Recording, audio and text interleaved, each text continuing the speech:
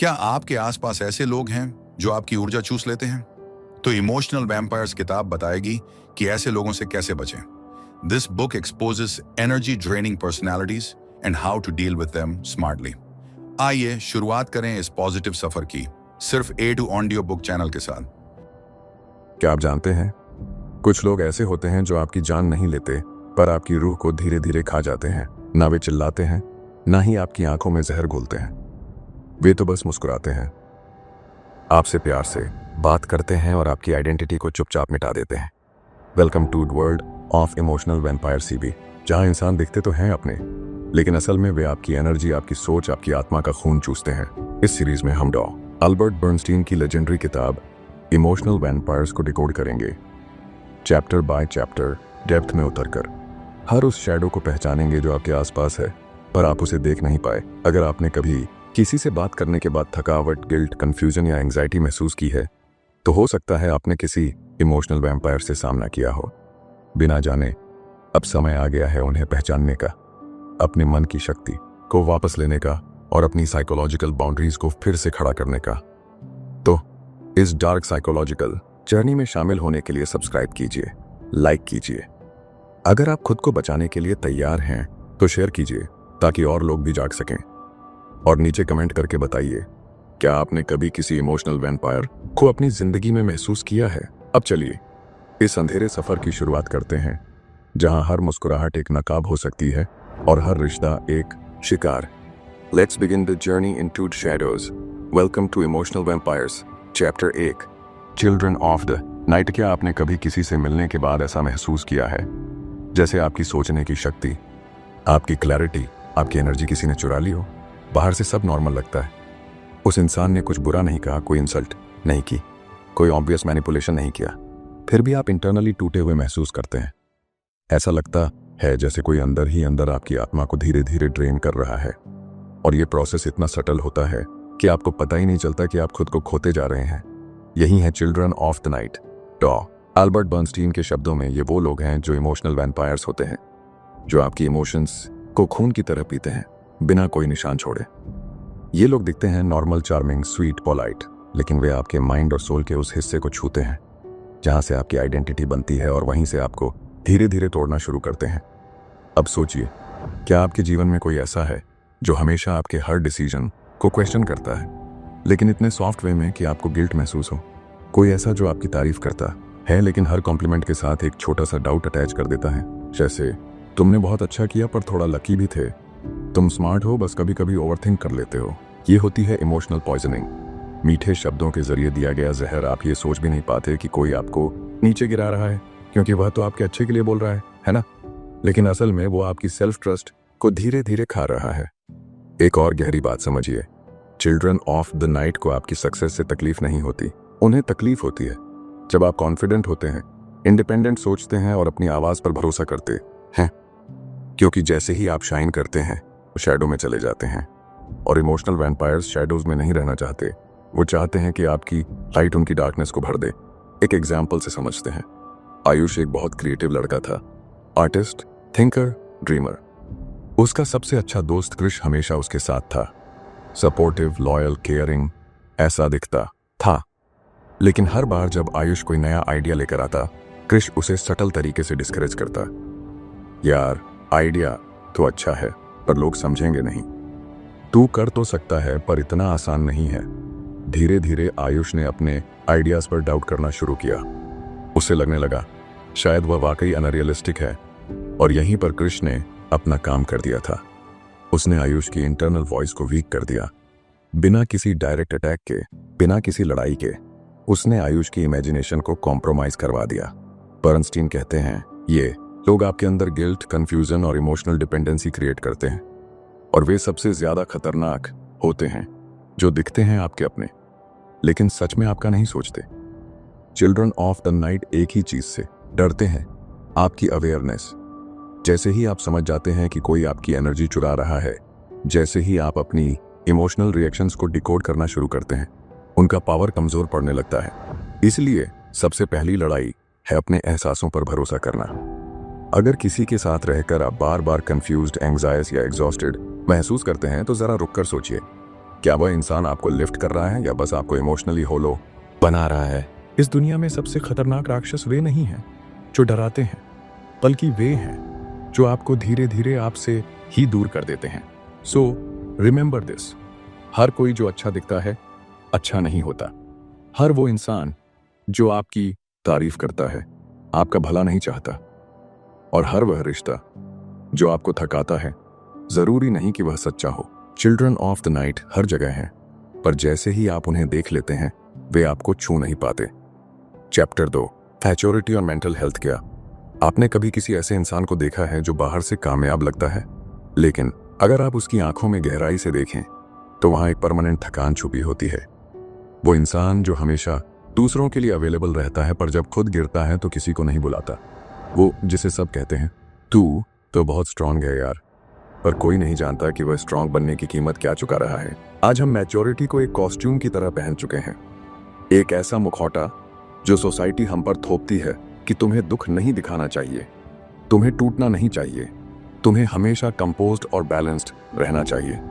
पर क्या ये सच में मैच्योरिटी है या ये बस इमोशनल नमनेस है जो हमने सर्वाइवल के लिए अपनाई है? बहुत बार हम उस मोमेंट को मैच्योरिटी मान लेते हैं जहां हमने किसी अपने को माफ कर दिया, या उस पल को जब हमने किसी को बिना किसी क्लोजर के जाने दिया। लेकिन क्या आप जानते हैं रियल मैच्योरिटी तब आती है जब हम खुद के साथ ब्रूटली ऑनेस्ट होना सीखते हैं, जब हम ये मान पाते हैं कि हाँ मैं थका हुआ हूँ, हाँ मैं टूटा हूँ, हाँ मुझे डर लगता है, और फिर भी हम खुद से भागते नहीं, एक एग्जाम्पल से समझते हैं। साक्षी एक बहुत जिम्मेदार लड़की थी, घर की सबसे बड़ी बेटी, माँ बाप की उम्मीद, सबकी केयर टेकर। उसे बचपन से ही सिखाया गया तुम्हें स्ट्रांग रहना है, तुम्हें सब मैनेज करना है। वो स्कूल से लेकर ऑफिस तक सब कुछ संभालती रही। लेकिन एक दिन जब उसकी दोस्त ने उससे पूछा तू खुश है ना, वह जवाब नहीं दे पाई। उसकी आंखों में आंसू आ गए और उसने पहली बार माना कि उसे पता ही नहीं था हैप्पीनेस कैसा लगता है। उसने इतना मैच्योर बनने की कोशिश की थी कि उसने खुद को फील करना ही छोड़ दिया था। फ्रेंड्स, मैच्योरिटी सिर्फ रिस्पॉन्सिबिलिटीज निभाने का नाम नहीं है। मैच्योरिटी का मतलब है अपने फीलिंग्स को सप्रेस नहीं करना, बल्कि उन्हें समझना, उन्हें रेगुलेट करना। मेंटल हेल्थ कोई लग्जरी नहीं है, ये सर्वाइवल की सबसे जरूरी चीज है। आज हर दूसरा इंसान एंग्जायस है, रेस्टलेस है, पर वह मानता नहीं क्योंकि उसे सिखाया गया है कि स्ट्रांग लोग दुखी नहीं होते। लेकिन सच ये है, सबसे स्ट्रांग वही होते हैं जो अपनी वल्नरेबिलिटी को एक्सेप्ट करते हैं। एक और बात समझिए, मैच्योरिटी का मतलब कभी भी इमोशनलेस होना नहीं है। इमोशनलेस होना असल में एक ट्रॉमा रिस्पॉन्स हो सकता है। जब एक इंसान बार बार हर्ट होता है, बार बार रिजेक्ट किया जाता है, तो वह खुद को डिस्कनेक्ट कर देता है, और फिर वो डिस्कनेक्ट सोसाइटी उसे मैच्योरिटी का नाम देकर वैलिडेट कर देती है। लेकिन अंदर से वह इंसान होलो हो चुका होता है। ट्रू मैच्योरिटी तब आती है जब आप अपनी फीलिंग्स को कंट्रोल करते हैं, दबाते नहीं। जब आप जानते हैं कि कब आपको नो कहना है, कब आपको हेल्प मांगनी है और कब आपको बस खुद को गले लगाना है। अब सोचिए, कब आपने आखिरी बार खुद से ऑनेस्टली पूछा था मैं ठीक हूं? क्या मेरी चुप्पी सच में शांति है, या मैं बस सब कुछ सहने की आदत डाल चुका हूं? क्या मैं जो मुस्कुराहट हर दिन पहनता हूं वह मेरी चॉइस है या मेरी compulsion? Mental health and maturity दोनों एक जर्नी है, एक ऐसी जर्नी जो बाहर से नहीं अंदर से शुरू होती है, जहां हर दिन आप अपने अंदर के उस छोटे बच्चे को समझने की कोशिश करते हैं जो आज भी उस पुराने जख्म से डरता है, जहां आप हर दिन खुद को थोड़ा और कंपैशन देते हैं, थोड़ा और पेशेंस देते हैं, और सबसे जरूरी आप खुद को परमिशन देते हैं कि आप इंसान हैं, ना कि कोई इमोशनल रोबोट जिसे हर सिचुएशन में परफेक्ट रिएक्ट करना है। तो याद रखिए, मैच्योरिटी का मतलब ये नहीं कि आप कभी ना टूटें, बल्कि यह कि जब आप टूटें तो आप खुद को फिर से जोड़ने की हिम्मत रखें। मेंटल हेल्थ का मतलब यह नहीं कि आप हर वक्त खुश हों, बल्कि यह कि आप खुद को हर इमोशन में स्पेस दे सकें, बिना शेम, बिना गिल्ट, बिना डर के। और सबसे इंपॉर्टेंट, आप खुद को वह प्यार दे सकें जो शायद आपको कभी किसी ने नहीं दिया, क्योंकि इन द एंड जो इंसान खुद के साथ सच्चा होता है वही दुनिया को सच्चा प्यार देना सीखता है। Chapter 3, the way of vampires. क्या आपने कभी किसी ऐसे इंसान को देखा है जो हर बार आपकी लाइफ में आता है, धीरे धीरे दिल जीतता है और फिर आपको इमोशनली ऐसा होलो बना देता है कि आप खुद से भी सवाल करने लगते हैं? यह होते हैं वैम्पायर्स। ना वे खून पीते हैं, ना डरावनी शक्ल रखते हैं, लेकिन वे आपकी आत्मा का सबसे कीमती हिस्सा खा जाते हैं, आपका आत्मसम्मान। वैम्पायर्स कोई अलग दुनिया के जीव नहीं होते। वे हमारे दोस्त हो सकते हैं, रिश्तेदार हो सकते हैं, पार्टनर भी हो सकते हैं, पर इनका एक ही पैटर्न होता है, draw you in, drain you out और फिर वैनिश कर जाना। अब सवाल यह है, द वे ऑफ वैम्पायर्स क्या होता है? वैम्पायर्स सीधा हमला नहीं करते, वो कभी गुस्से में आकर आपको नीचे नहीं गिराते। वे सटल होते हैं, शिकारी नहीं, इल्यूजनिस्ट होते हैं। वे आपको फील कराएंगे कि आप स्पेशल हैं। वे आपको दुनिया से अलग बताएंगे, आपके हर वांट को समझेंगे, और फिर जब आप इमोशनली वल्नरेबल हो जाओ, वहीं से शुरू होता है उनका असली खेल। पहला तरीका, आइडियलाइजेशन और डिवैल्यूएशन। वे पहले आपको आइडियलाइज करते हैं, तुम जैसे कोई नहीं है, मैंने आज तक ऐसा कनेक्शन महसूस नहीं किया, तुम मुझे पूरा करते हो। और फिर अचानक वे आपको डिवैल्यू करना शुरू कर देते हैं, तुम पहले जैसे नहीं रहे, तुम बहुत ओवर रिएक्ट करते हो, तुम्हारे साथ एनर्जी ड्रेन होती है। अब आप सोचते हैं शायद गलती मेरी ही है, और यही उनका मकसद होता है, गैसलाइटिंग योर रियलिटी। वो आपकी परसेप्शन को डिस्टॉर्ट करते हैं ताकि आप हर चीज के लिए खुद को ब्लेम करें। और जब आप सवाल पूछते हैं, वे कहते हैं तुम बहुत सेंसिटिव हो या तुम इमेजिनेशन में जीते हो। आपको धीरे धीरे ऐसा लगने लगता है कि शायद आप ही अनस्टेबल हैं। दूसरा तरीका, इमोशनल ट्रांजैक्शन वैम्पायर्स हर इमोशन को ट्रांजैक्शन की तरह ट्रीट करते हैं। जब तक आप उन्हें एडमिरेशन, लव और अटेंशन देते रहते हैं, वे आपके साथ रहते हैं। पर जैसे ही आप अपनी बाउंड्री सेट करते हैं, जैसे ही आप नो कहना सीखते हैं, वे दूर होने लगते हैं, क्योंकि उन्हें आप नहीं चाहिए। उन्हें चाहिए था आपका एनर्जी सोर्स, और जैसे ही वह सोर्स ड्राई होने लगता है, वे दूसरे शिकार की तलाश में निकल जाते हैं। तीसरा तरीका, डिपेंडेंसी क्रिएशन। वैम्पायर्स आपको इमोशनली डिपेंडेंट बना देते हैं। वे आपको आइसोलेट करते हैं, आपके दोस्तों को गलत बताते हैं, आपके परिवार को जज करते हैं, ताकि धीरे धीरे आप सिर्फ उन्हीं पर डिपेंड करो। और जब आप पूरी तरह जुड़ जाते हो, वे कंट्रोल करना शुरू करते हैं। आपको क्या सोचना है, क्या पहनना है, क्या महसूस करना है, सब धीरे धीरे उनकी अप्रूवल से जुड़ जाता है। अब आप उनका सच देख भी नहीं पाते, क्योंकि अब आप उनकी नज़र से खुद को देखने लगते हो। और यही है the way of vampires, manipulate, isolate, control. अब सवाल उठता है, क्या इससे बचा जा सकता है? हाँ, पर पहले आपको खुद को देखना होगा। आपको खुद से यह सवाल करना होगा, क्या मैं हमेशा खुद को समझाने की कोशिश करता हूं कि शायद सामने वाला सही है? क्या मैं बार बार खुद को ही दोष देता हूं, जबकि हर्ट वो करते हैं? क्या मैं एक टॉक्सिक पैटर्न में हूं, लेकिन उससे निकल नहीं पा रहा? अगर इनका जवाब हाँ है, तो शायद आप किसी वैम्पायर के स्पेल में हैं। पर अच्छी बात यह है, जैसे ही आप जागना शुरू करते हो, वैम्पायर्स की पावर कम होने लगती है, क्योंकि वे सिर्फ उन लोगों पर हावी हो सकते हैं जो खुद को नहीं पहचानते। अवेयरनेस ही वह चमत्कारी दवा है जो इल्यूजन को तोड़ती है। तो याद रखिए, वैम्पायर्स बाहर से मासूम लग सकते हैं, पर अंदर से वे आपको खत्म कर सकते हैं। वे आपकी हंसी चुरा सकते हैं, आपकी आवाज को दबा सकते हैं, और आपको इस हद तक कंफ्यूज कर सकते हैं कि आप खुद को पहचानना बंद कर दें। पर एक बार जब आप खुद को फिर से देखने लगते हैं, जब आप बाउंड्रीज बनाना सीखते हैं, जब आप नो कहने की हिम्मत पाल लेते हैं, तब वे आपकी रोशनी को फिर से कंट्रोल नहीं कर सकते।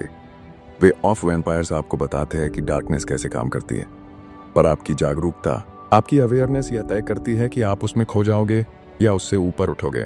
Chapter 4, lovable rogues. क्या आपने कभी किसी ऐसे इंसान से प्यार किया है जो आपकी जिंदगी में केओस लेकर आया, पर फिर भी आप उसे छोड़ नहीं पाए?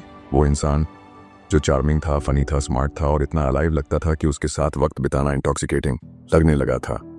वह आपकी दुनिया को हिला देता था, कभी एक्साइटमेंट से, कभी पेन से। वह आपको पुश करता था लिमिट तक, और फिर एक स्माइल के साथ सब ठीक कर देता था। वह कोई विलेन नहीं था, बल्कि वह तो ऐसा लगता था जैसे आपकी जिंदगी में थोड़ी मैडनेस लाने वाला एक रोमांचक किरदार हो। यही होते हैं लवेबल रोग्स। डार्क साइकोलॉजी की दुनिया में ये सबसे खतरनाक कैरेक्टर्स होते हैं, क्योंकि ये मैनिपुलेट करते हैं लेकिन प्यार से, ये कंट्रोल करते हैं लेकिन चार्म के जरिए, और आप जान भी नहीं पाते कि आप कब उनके ट्रैप में आ गए। इनका सबसे बड़ा हथियार होता है अनप्रेडिक्टेबिलिटी। एक दिन ये आपको ऐसा फील कराएंगे कि आप दुनिया के सबसे खास इंसान हो, और दूसरे दिन ऐसे गायब हो जाएंगे जैसे आपकी कोई वैल्यू ही नहीं। पर जब आप उनसे सवाल करोगे, वो मुस्कुराएंगे, माफी मांगेंगे और इतनी ऑनेस्टी दिखाएंगे कि आप फिर से पिघल जाओगे। वे कभी साफ चाल नहीं बिछाते, वे इमोशनल रोलर कोस्टर बनाते हैं, जिस पर बैठने के बाद आप खुद उतरना नहीं चाहते, क्योंकि उस दर्द में भी एक थ्रिल होता है। उनके साथ होने में एक ड्रामा, एक आग, एक ऐसा अनुभव होता है जो बोरिंग नहीं है और दिल को लगने वाला होता है। अब बात आती है, वे ऐसा क्यों करते हैं? लवेबल रोग्स खुद इमोशनली डैमेज्ड होते हैं। उनके पास्ट में रिजेक्शन, अबैंडनमेंट या बिट्रेयल का कोई गहरा घाव होता है जिसने उन्हें यह सिखा दिया कि लव इज अ गेम और जो जीतता है वही वैल्यूएबल है। इसलिए वे हर रिश्ते को एक खेल की तरह लेते हैं। वे इंटीमेसी से डरते हैं, लेकिन अकेलेपन से भी। वे चाहते हैं कि कोई उन्हें ट्रूली समझे, पर जैसे ही कोई उन्हें गहराई से देखने लगता है वे उसे दूर कर देते हैं। यह पैराडॉक्स ही उन्हें डेंजरस बनाता है। अब सोचिए, कितनी बार आपने खुद से यह कहा है, हाँ वो थोड़ा टॉक्सिक है, पर वो ऐसा है ही नहीं, वो बस मिसअंडरस्टूड है, वो चेंज हो जाएगा, बस थोड़ा और प्यार चाहिए। यही इल्यूजन है कि हम उन्हें फिक्स कर सकते हैं, पर सच्चाई ये है आप कभी किसी को हील नहीं कर सकते जो खुद हीलिंग से भाग रहा हो। आप उन्हें कितना भी प्यार दे दो, वे तब तक स्टेबल नहीं होंगे जब तक वे अपने अंदर के डीमंस से नहीं लड़ते। लवेबल रोग्स आपकी जिंदगी में स्टॉर्म की तरह आते हैं। वे आपको उड़ाते हैं, कभी खुशियों में, कभी दर्द में, और जब वे चले जाते हैं तो आप खुद से भी कनेक्ट नहीं कर पाते। आप सोचते हो, क्या वह सच में मुझसे प्यार करता था? क्या मैंने कुछ गलत किया? क्या मैं उसे फिर से वापस ला सकता हूँ? और यही कंफ्यूजन उन्हें पावर देता है। लवेबल रोग्स की सबसे गहरी स्ट्रैटेजी होती है इमोशनल एम्बिवलेंस। वे आपको क्लैरिटी नहीं देते, वे आपको होप देते हैं, वे आपको क्लोजर नहीं देते, वे आपको क्रेविंग में छोड़ते हैं, और फिर जब आप थोड़ा हील करने लगते हो वो वापस आते हैं, एक रैंडम टेक्स्ट, एक याद, एक गिल्टी अपॉलजी लेकर, और आप फिर से सोचते हो शायद इस बार सब बदल जाएगा। लेकिन नहीं, क्योंकि लवेबल रोग्स हमेशा वही रहते हैं जब तक वे खुद को ना बदलें। अब सवाल है, क्या आप उन्हें छोड़ सकते हैं? छोड़ना आसान नहीं होता, क्योंकि वे सिर्फ इंसान नहीं होते, वे एक एक्सपीरियंस बन जाते हैं। वे एक एडिक्शन की तरह होते हैं, जहां हर बार हर्ट होने के बाद भी हम वापस उसी की तरफ भागते हैं। लेकिन याद रखिए, कोई भी रिश्ता जो आपको क्लैरिटी ना दे वह आपको खो देता है। कोई भी रिश्ता जो आपको बार बार डाउट में डाल दे वह प्यार नहीं होता, वह एक ट्रैप होता है। लवेबल रोग्स से बाहर निकलने के लिए आपको खुद से सच्चाई बोलनी होगी कि आप डिजर्व करते हैं पीस, कंसिस्टेंसी और रिस्पेक्ट। प्यार वो नहीं जो आपको क्वेश्चन कराए, प्यार वो है जो आपको खुद से जोड़ दे। तो अगली बार जब कोई फन लविंग वाइल्ड स्पिरिट आपकी जिंदगी में स्टॉर्म बनकर आए, उसकी चमक में खोने से पहले यह सोचना ना भूलिए, क्या वह वाकई प्यार है या एक ऐसे जख्म की तलाश है जो आपके दिल की मिट्टी में अपना घर बनाना चाहता है। Chapter 6, daredevils in your life. कभी कभी जिंदगी में ऐसे लोग आते हैं जो हमें लगता है कि हमारी दुनिया को बदल देंगे। वे बोल्ड होते हैं, फियरलेस होते हैं, उनकी बातों में स्पार्क होता है और उनके एक्शंस में एक रिबेलियन। वे कहते हैं, मैं दुनिया के रूल फॉलोअर्स जैसा नहीं हूं, मैं अपने तरीके से जीता हूं। और हम इम्प्रेस्ड हो जाते हैं क्योंकि वे हमें बोरिंग जिंदगी से बाहर निकालते हैं। वे एक्साइटमेंट देते हैं, अनप्रेडिक्टेबिलिटी देते हैं, लेकिन धीरे धीरे हमें समझ आता है कि उनकी केयरिंग सिर्फ बाहर के सिस्टम के लिए नहीं थी, वे हमारी इमोशनल बाउंड्रीज को भी तोड़ने लगे हैं। Daredevils in your life ऐसे लोग होते हैं जो अपने थ्रिल के लिए आपके दिल को यूज करते हैं। शुरुआत में सब अच्छा लगता है, वे आपको अनऑर्डिनरी फील नहीं होने देते, हर दिन कुछ नया, कुछ इंटेंस, और आप सोचते हो शायद यही असली प्यार है। लेकिन जैसे जैसे समय बीतता है आपका नर्वस सिस्टम थकने लगता है। कभी हंसी, कभी आंसू, कभी डीप कनेक्शन, कभी टोटल साइलेंस। कभी वे कहते हैं तुम मेरे लिए सब कुछ हो, और फिर डिसअपियर हो जाते हैं बिना किसी एक्सप्लेनेशन के। ये इमोशनल रोलर कोस्टर थकाने वाली होती है। अब सोचिए, क्या आपकी जिंदगी में कोई ऐसा है जो हमेशा ड्रामा के आसपास रहता है? हर कन्वर्सेशन में कुछ केस, हर रिश्ता एक वॉर जोन। वो कहता है मैं बस पैशनेट हूँ, लेकिन आप अंदर से एंग्जाइटी फील करते हो। वो कहता है तू मुझे समझता नहीं, लेकिन असल में वो खुद को कभी रिवील नहीं करता। ये वे लोग होते हैं जो कभी भी इमोशनली अवेलेबल नहीं होते, लेकिन आपको ऐसा फील कराते हैं जैसे आप ही प्रॉब्लम हो। वे आपको गिल्ट में डालते हैं, कहते हैं तू बहुत नीडी है, जबकि सच्चाई ये है आप बस क्लैरिटी मांग रहे हो। डेयर डेविल्स आपकी इमोशनल नीड्स को वीकनेस की तरह ट्रीट करते हैं। वे बोल्ड दिखते हैं लेकिन अंदर से इमैच्योर होते हैं। वे फियरलेस दिखते हैं लेकिन इंटीमेसी से डरते हैं। वे रोमांटिक लगते हैं लेकिन कमिटमेंट से दूर भागते हैं। और फिर भी हम उनके साथ क्यों रह जाते हैं? क्योंकि उन्होंने हमें बिलीव करवा दिया होता है कि नॉर्मल बोरिंग है। उन्होंने हमें थ्रिल का एडिक्शन दे दिया होता है। हर बार जब वे फाइट करते हैं और फिर अपॉलोजाइज करते हैं, वे आपके अंदर होप पैदा करते हैं। हर बार जब वे साइलेंट होते हैं आप उनके वापस आने का इंतजार करते हो, और हर बार जब वे वापस आते हैं आपको लगता है शायद इस बार वे बदल गए हैं। लेकिन ट्रुथ ये है वे नहीं बदले, उन्होंने सिर्फ आपकी टॉलरेंस बढ़ा दी है। अब आप उस केओस को भी लव समझने लगे हो जिसने आपको अंदर से एम्प्टी बना दिया है। Daredevils in your life आपको एक इल्यूजन में रख देते हैं जहां एक्साइटमेंट और इंस्टेबिलिटी का फर्क मिट जाता है। अब सवाल ये है, आप क्या करेंगे? पहचानिए वो कौन है जो हर बार आपको इमोशनल हाई देता है और फिर नीचे गिरा देता है। वो कौन है जिसकी प्रेजेंस में आप रिलैक्स नहीं अलर्ट रहते हो। वो कौन है जिससे आपको कॉन्स्टेंटली वैलिडेशन चाहिए क्योंकि वो इंटेंशनली डिस्टेंस बनाता है। आपको खुद से यह पूछना होगा, क्या आप थ्रिल से भरी जिंदगी जीना चाहते हैं या पीस से भरी? कभी कभी इमोशनल मैच्योरिटी का मतलब होता है उन लोगों को छोड़ देना जो एडवेंचरस दिखते हैं लेकिन आपके हार्ट को बैटलफील्ड बना देते हैं। Chapter 7, anti social used car salesman. कभी आपने कोई ऐसी चीज खरीदी है जो बाहर से परफेक्ट दिख रही थी लेकिन जैसे ही आपने उसे घर लाया वह टूटने लगी। कोई पुरानी गाड़ी, कोई गैजेट, कोई ड्रीम ऑफर जो दिखता था गोल्डन लेकिन निकला रस्टेड, होलो और ऑलमोस्ट फेक। अब सोचिए अगर कोई इंसान भी ऐसा ही हो, बाहर से perfect, charismatic, confident, smooth talker लेकिन अंदर से एक डार्क एजेंडा छिपा हो। यही है anti social used car salesman. ये लोग इमोशनल वैम्पायर्स की उस कैटेगरी में आते हैं जो आपकी साइकोलॉजी को इस तरह रीड करते हैं कि उन्हें पता होता है आपको क्या सुनना है, कब सुनना है और किस टोन में। वे आपके ड्रीम्स को मिरर करते हैं। अगर आप प्यार चाहते हो वे रोमांटिक बन जाते हैं। अगर आप स्टेबिलिटी चाहते हो वे रिस्पॉन्सिबल बनने का नाटक करते हैं। अगर आप ट्रस्ट चाहते हो वे आपके सामने एक लॉयल इमेज पेंट करते हैं। और जब आप उस इमेज पर ट्रस्ट करने लगते हो वहीं से शुरू होता है मैनिपुलेशन का खेल। ये लोग मास्टर इल्यूजनिस्ट्स होते हैं। इनका चार्म इतना पावरफुल होता है कि आपको लगता है फाइनली समवन हु अंडरस्टैंड्स मी। वो आपकी हर इनसिक्योरिटी को समझते हैं लेकिन उस पर मरहम नहीं लगाते, वो उसे एक्सप्लॉइट करते हैं।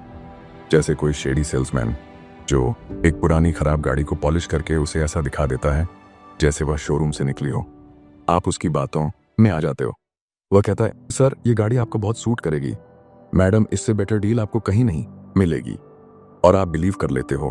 उसी तरह ये इमोशनल सेल्समैन कहता है, मैं वैसा इंसान नहीं जैसा बाकी लोग होते हैं, मैं तुम्हारे लिए कुछ भी कर सकता हूं। लेकिन जैसे ही आप इमोशनल इन्वेस्टमेंट करते हो रियलिटी का इंजन बंद हो जाता है। अब वह इग्नोर करने लगता है, अब वह अनअवेलेबल हो जाता है, अब वह कोल्ड और डिस्टेंट हो जाता है। और जब आप सवाल करते हो तो वह कहते हैं, तुम बहुत ज्यादा सोचती हो, मैं तो बस बिजी था। Anti social used car salesman की सबसे बड़ी स्किल होती है ब्लेम शिफ्टिंग।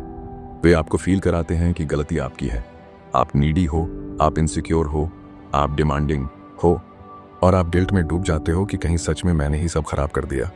लेकिन असल में उन्होंने कभी कुछ दिया ही नहीं था, उन्होंने बस दिखाया था एक होलो वर्जन ऑफ लव, एक स्क्रिप्टेड वर्जन ऑफ कनेक्शन, एक फेक वर्जन ऑफ इंटीमेसी। ये लोग एंटी सोशल इसलिए कहलाते हैं क्योंकि उन्हें एम्पैथी नहीं आती, उन्हें सिर्फ ट्रांजैक्शन चाहिए। उनके लिए रिश्ते एक डील है जिसमें वे हमेशा जीतना चाहते हैं। वे आपकी भावनाओं को एक करेंसी की तरह यूज करते हैं। आप जितना ज्यादा इन्वेस्ट करते हो उतना ज्यादा वे आपसे लेते हैं, और जब आप पूरी तरह से खाली हो जाते हो वे अगले कस्टमर की तलाश में निकल जाते हैं। इनका पैटर्न बहुत सटल होता है। वे आपको पहले अपने चार्म से बांधते हैं, उनकी बातें इतनी स्मूथ होती हैं कि आप उनकी हर बात पर यकीन कर लेते हो।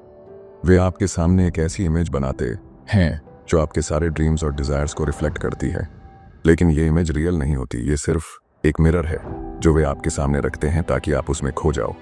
और जब आप खो जाते हो वे धीरे धीरे आपकी सेल्फ वर्थ को तोड़ना शुरू करते हैं। उदाहरण के लिए मान लीजिए आपका कोई दोस्त है, रोहन। वो इतना कॉन्फिडेंट, इतना फनी और इतना केयरिंग लगता है कि आप उसे तुरंत पसंद करने लगते हो। वो आपके साथ वक्त बिताता है, आपकी तारीफ करता है, आपके सपनों को सुनता है। आपको लगता है वाह ये तो मेरा सोलमेट है। लेकिन धीरे धीरे आप नोटिस करते हो कि हर बार जब आप उससे कुछ गहरा शेयर करते हो वो टॉपिक बदल देता है। हर बार जब आप उससे कोई कमिटमेंट मांगते हो वो हंसकर बात को टाल देता है। और हर बार जब आप उससे सवाल करते हो वो आपको ऐसा फील कराता है जैसे आपने कुछ गलत कर दिया। तुम इतना ड्रामा क्यों करती हो? तुम्हें मुझ पर भरोसा क्यों नहीं है? और आप सोचने लगते हो शायद मैं ही गलत हूं। यही उनकी स्ट्रैटेजी है। वे आपको अपनी रियलिटी पर सवाल उठाने के लिए मजबूर करते हैं। वे आपको इतना कंफ्यूज कर देते हैं कि आप अपनी ही इमोशंस पर डाउट करने लगते हो, और जब आप पूरी तरह से उनकी ग्रिप में आ जाते हो, वे आपकी एनर्जी को ड्रेन करते हैं। आप थके हुए, खाली और डिस्कनेक्टेड फील करने लगते हो। तो इनसे बचने का तरीका क्या है? सबसे पहले अपनी इंट्यूशन पर भरोसा करें। अगर आपको किसी के साथ रहकर बार बार ऐसा लगता है कि कुछ गलत है, तो वो गलत है। आपका मन आपको सिग्नल देता है, उसे इग्नोर ना करें। दूसरा, उनकी बातों को उनके एक्शंस से मैच करें। Anti social used car salesman की बातें हमेशा बड्डी होती हैं, लेकिन उनके एक्शंस खोखले। अगर कोई बार बार वादे करता है लेकिन उन्हें पूरा नहीं करता, तो वो आपका समय और एनर्जी वेस्ट कर रहा है। तीसरा, अपनी बाउंड्रीज सेट करें। ये लोग तभी पावरफुल होते हैं जब आप उन्हें अपनी इमोशनल स्पेस में फ्री एक्सेस देते हो। नो कहना सीखें, अपनी ज़रूरतों को प्रायोरिटाइज करें, और सबसे ज़रूरी, खुद को रिमाइंड करें कि आप डिजर्व करते हैं एक ऐसा रिश्ता जो आपको सेफ, रिस्पेक्टेड और वैल्यूड फील कराए। Anti social used car salesman की चमक में खो जाना आसान है, लेकिन याद रखिए, हर चीज़ जो चमकती है वो गोल्ड नहीं होती, और हर इंसान जो परफेक्ट लगता है वो आपके लिए सही नहीं होता। अपनी साइकोलॉजिकल पावर को वापस लें, अपनी रियलिटी को ऑन करें, और उन लोगों को अपनी ज़िंदगी से बाहर करें जो आपको सिर्फ एक डील की तरह ट्रीट करते हैं। अगर आपको ये ऑडियो बुक पसंद आई हो तो इसे शेयर करें, लाइक करें, और ऐसे ही प्रेरणादायक कंटेंट के लिए सब्सक्राइब करें। आप सुन रहे थे A2 ऑडियो बुक, जहां किताबें बोलती हैं। फिर मिलेंगे एक नई किताब के साथ। तब तक के लिए धन्यवाद।